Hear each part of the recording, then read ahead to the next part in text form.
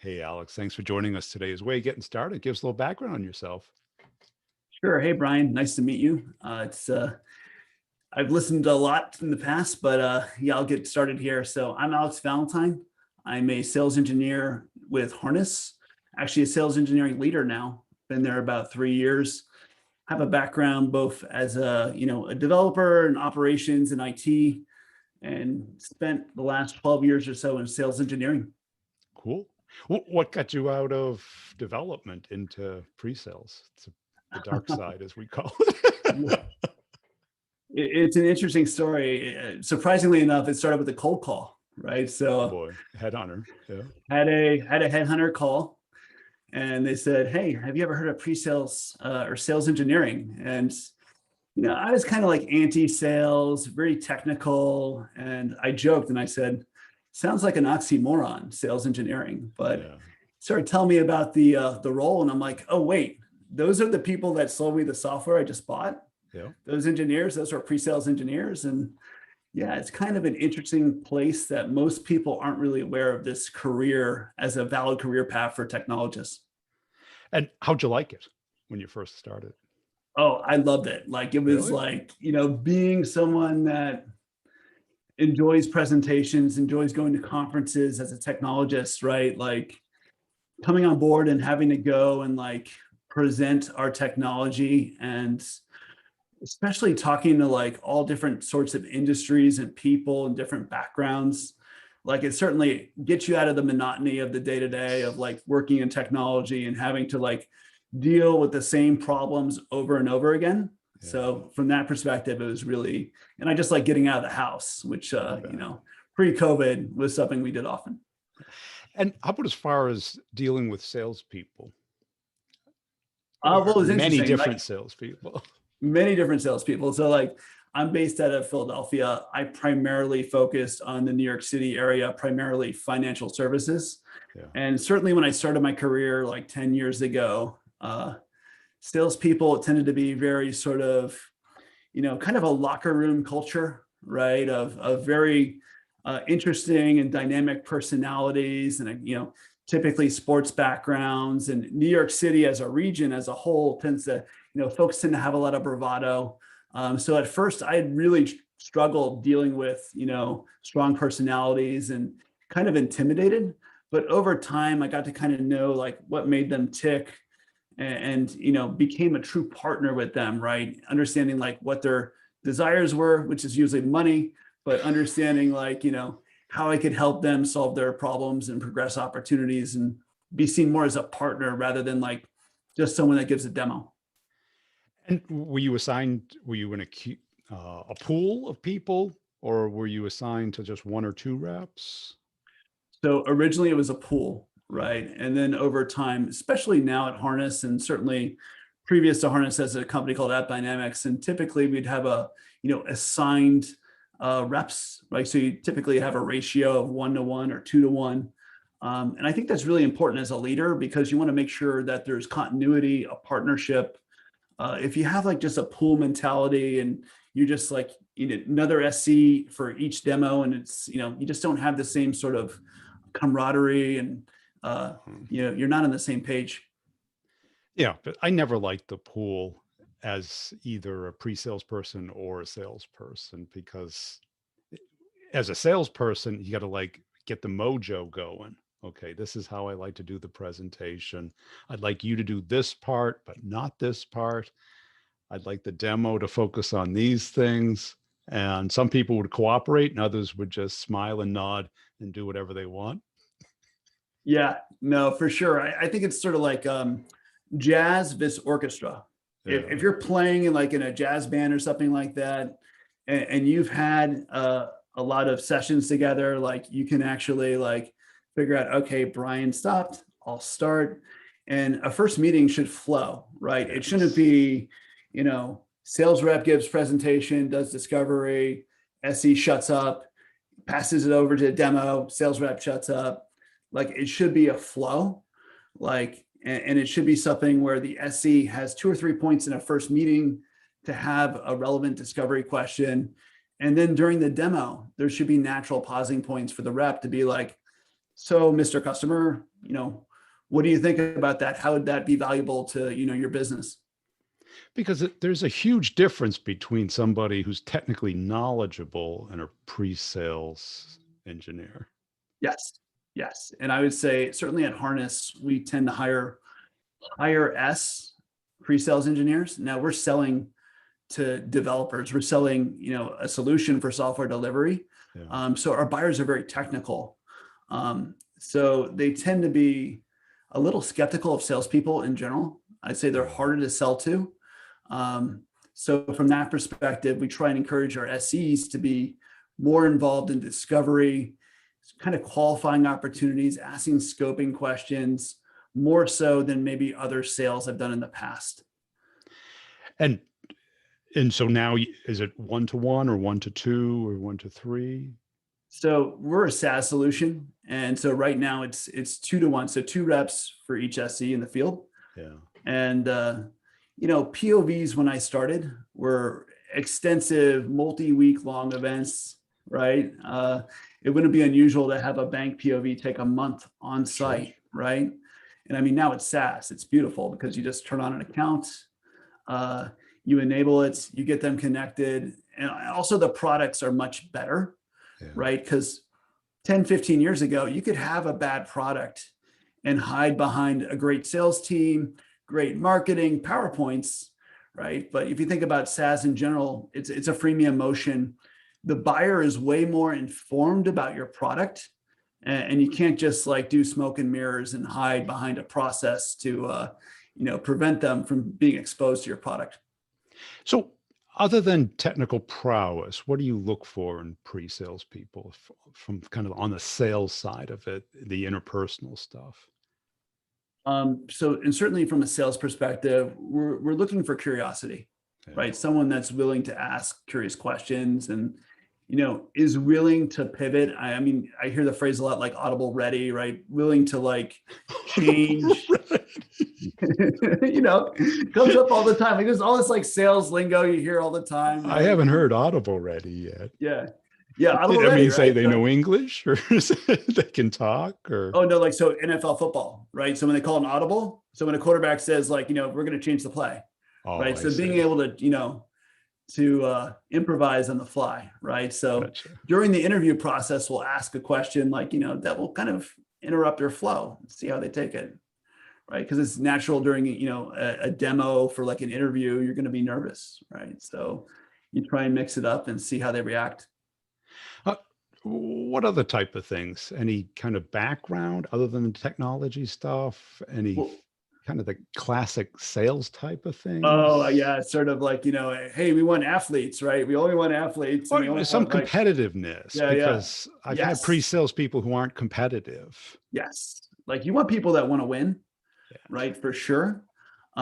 Typically for technology backgrounds, I'm looking for someone that is into it because it's a passion, it's a hobby, it's something they do on the weekends, right? Like I discovered computers as a hobby, right? And then I was like, oh, I can make money doing websites in high Nice. school, and Yeah. went on from there. But like we're looking for people that are definitely more enthusiasts rather than just like, okay, IT's paying well, I'm going to take that as my major in college. Like that, I remember when I was a developer, I was working at the time.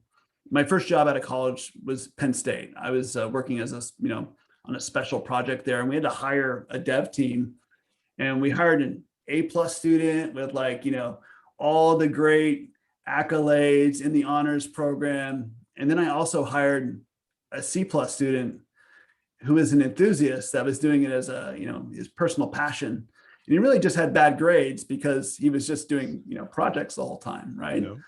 And sure enough, the C+ guy was amazing, wrote beautiful code, like just the stuff he was putting out was and the volume, right?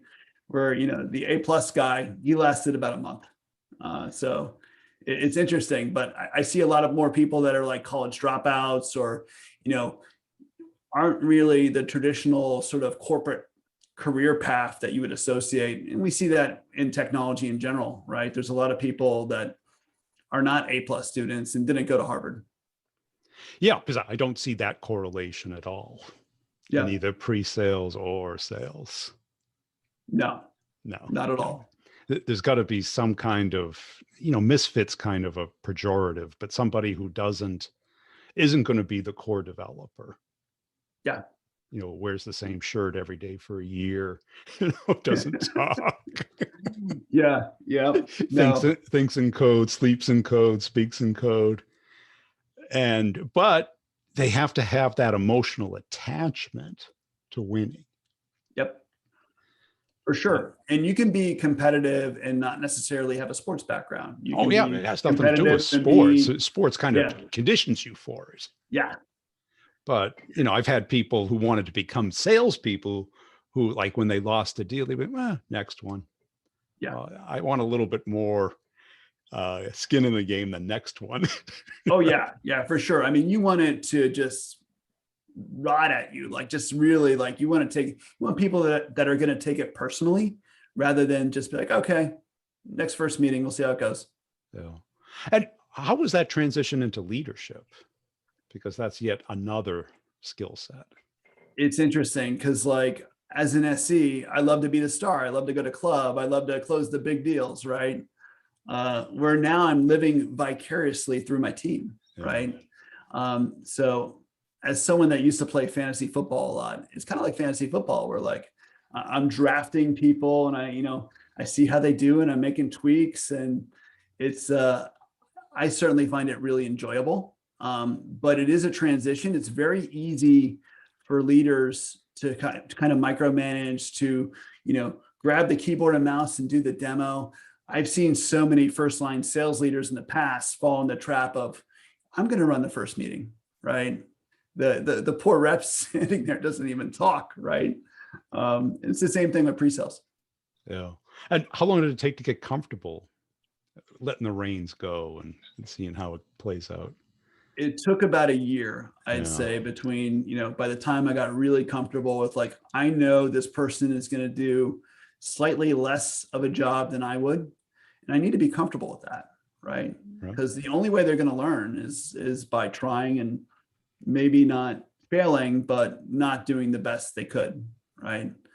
You need reps to get comfortable. Like anytime you're demoing a product or a new capability for the first time, you're not going to be the greatest, right? It's gonna take some time, but you give it some reps and you give them feedback, and they get better. But Yeah. certainly as a SE leader, the biggest thing I'm looking for in terms of SEs and hiring is, will sales accept them? Right. At the end of the day, it's kind of an unequal relationship if you think about it, right? Like, a sales leader can get SEs fired very quickly. It's very difficult for an SE to get a sales rep fired per se. Depends. Well, it's kind of a supply and demand thing as well. Yeah. Right. Because the salesperson needs the SC. The SC's got a lot of salespeople who need them. Yep. So they're kind of, I don't want to go down that road, but it's kind of, so it's great to build that rapport between the two. Yep. And you can't have the finger pointing because it doesn't matter. You either win a deal or you lose a deal. For sure. And you need to win or lose together. I think that's the biggest thing, right? Yeah. When you start the finger pointing, and you're in the QBR and they're talking about a deal that didn't go well, if you're not on the same page. And I'm sure you have salespeople all over the spectrum, from those who just relinquish the technical win to the SE and those who want to participate together in the technical win. For sure. And I mean, during the POV process, we want sales to be involved, right? It's not okay, POV, I'm going to go on the phone in the other room and, catch up on my email. Catch up on my email. Got a lot of metrics on the dashboard I need to improve, right? So it's really like, it's funny. I've ran into quite a few salespeople that are like, what, we need to be at the POV. And, historically, you think about like an on-site POV, it was always a way to qualify the opportunity. Because if the sales rep wasn't going to sit there on site for 5 weeks or 3 weeks or whatever, then it's probably not a qualified opportunity. Well, there is so much that can be done there. And no matter how good an SC is, they're still, their focus is on the screen. Yep. It's not so much on the interpersonal dynamics there. And there is so much to the walking the hall to, just be there, be, a fly on the wall to understand the dynamics of what's happening. And at the end of the quarter, when they throw in a proposal and they say, well, we like the other product better, or we can live without it. And the sales rep can't be surprised. Now, how about as far as like solving the mojo problem, like if they just don't click?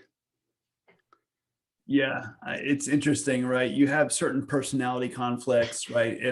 If the SC is very analytical and the rep is very analytical, that can be a challenge. If the SC is very salesy and the rep maybe lacks sort of presentation skills, they can feel like a inferiority complex because the SC is kind of taken over their role, Yeah. right? So it's you need to have that balance of personalities and kind of look at their strengths and weaknesses and figure out what's the best alignment. Historically, especially for ramping reps, people that are new to the business, you want to have experienced SCs.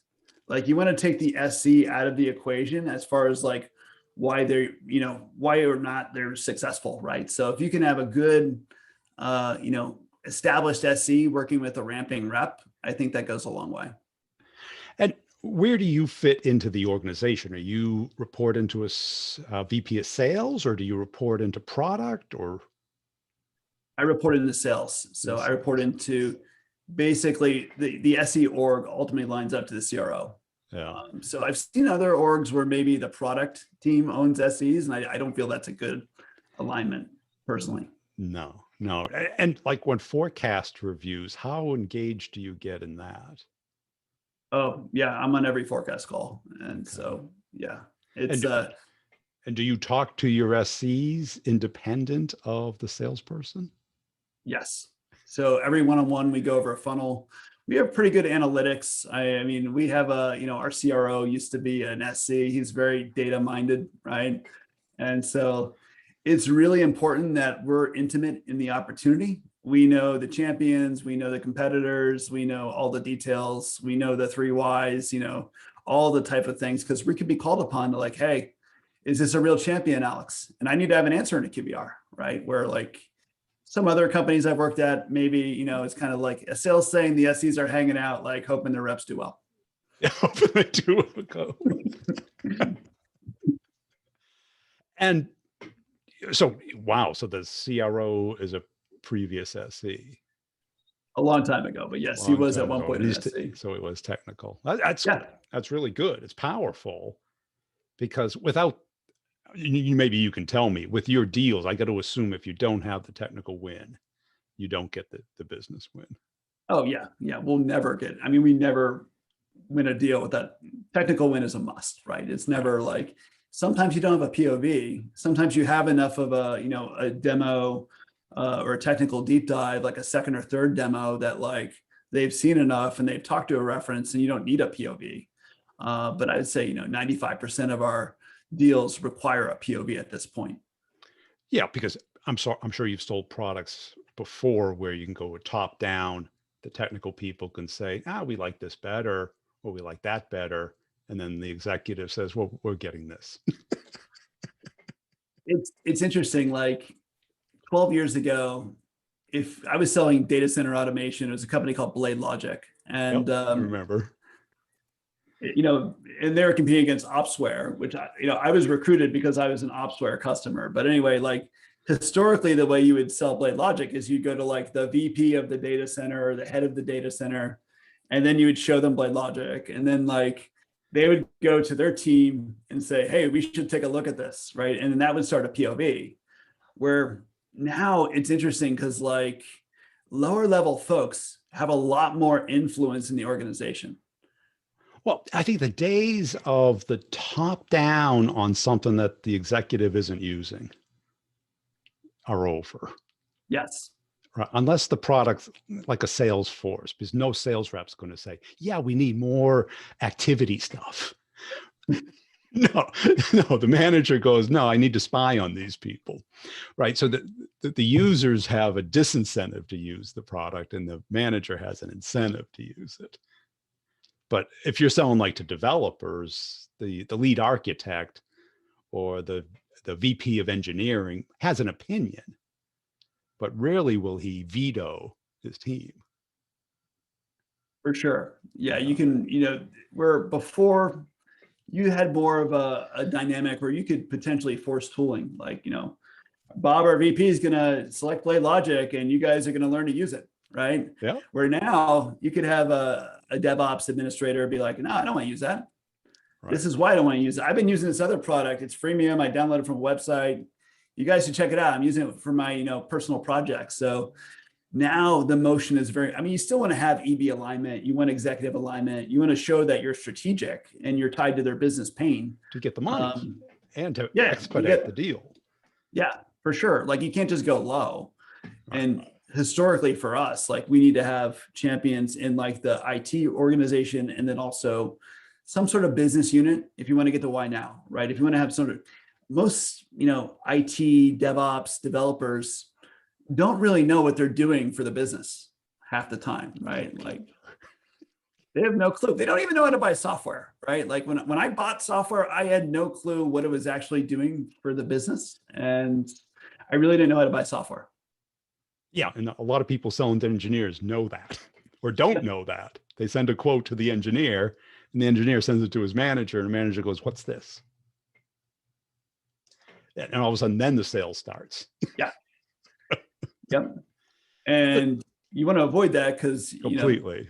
You may end up having 2 or 3 POVs and then your SE is not happy.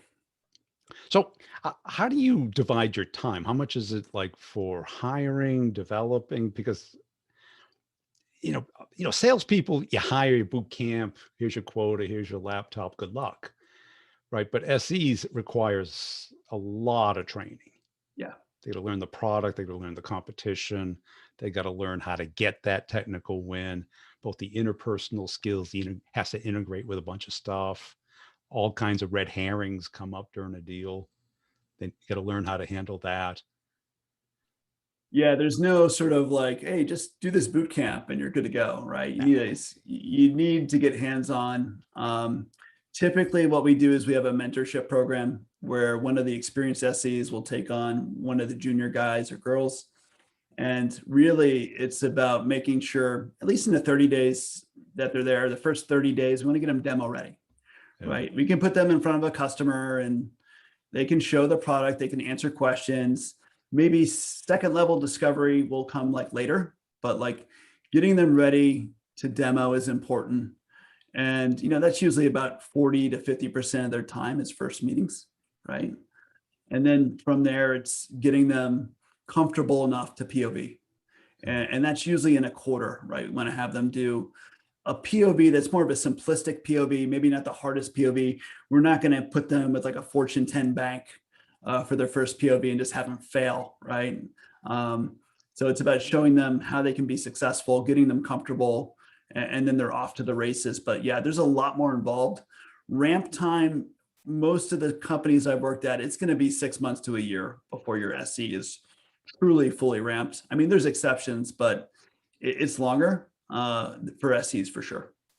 And how do you manage kind of not being the spring training for the sales department, right? Where you get all of a sudden you develop all this talent and then the sales manager comes over and says, hey, you should take Omaha, right? And then all of a sudden you got to start building your team. Or I guess it's a good thing. It's a good problem to have, but. Yeah, it's a very good problem to have. And I certainly want SEs where salespeople see them as like, oh, I can use this guy in the field, right? Like, hey, let me. Or they go over to the dark side and become a rep. Yes. Which, I've seen people be really successful doing that. I've also seen people fail miserably, right? And usually when I think I want to be a sales rep, it's because I'm working with bad salespeople and I think I could do their job better. When I'm working with great salespeople, I realize like, wow, I don't think I could ever do that, right? Like some of the lengths that these people go to build champions, and just like, it's a 24/7 job. Yeah. I'm 43, I got hair, and it's not gray yet. If I was a sales rep, I guarantee you it would be half the hair and probably be gray. Right. You're not in rehab and I only have one wife. Like, it's amazing. get on it. And what advice would you have for, say, VPs of sales and salespeople about how to work with SEs more effectively?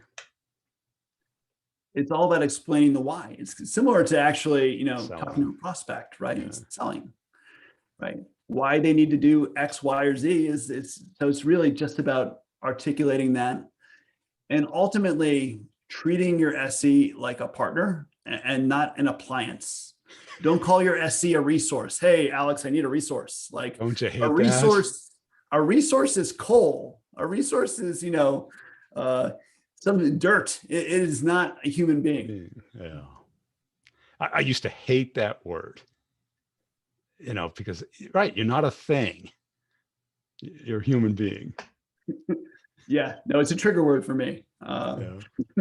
Cool. Hey, I really appreciate your time today. Where can people connect and follow you?